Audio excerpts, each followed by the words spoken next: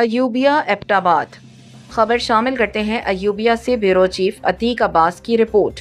Government higher secondary school Khanspur Ayubia کی parents teacher council کا اہم اجلاس چیئرمین پی ٹی سی سردار ریاست کی زیر صدارت منعقد ہوا، جس میں اسکول کو درپیش مسائل اور ترقیاتی منصوبوں کا جائزہ لیا گیا۔ اجلاس میں پرنسپل اور استاد عبدالصبور نے شرکاء کو بریفنگ دیتے ہوئے بتایا کہ اسکول کی دیوار کی تعمیر و مرمت، طلباء کے لیے درسی کتب کی فراہمی اور کچن میں بجلی کے کام سمیت کئی اہم امور توجہ کے متقاضی ہیں۔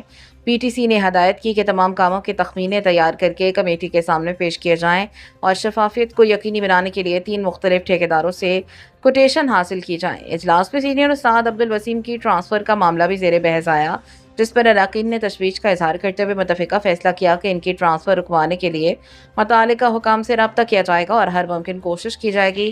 اجلاس میں عبید عباسی، مولانا فضل حسین، عبدالرحیم، عتیق عباسی سمیت دیگر ممبران نے شرکت کی۔ شرکاء نے اس عزم کا اظہار کیا کہ اسکول کے مسائل کے حل اور تعلیمی معیار کی بہتری کے لیے مشترکہ کوششیں جاری رکھی جائیں گی۔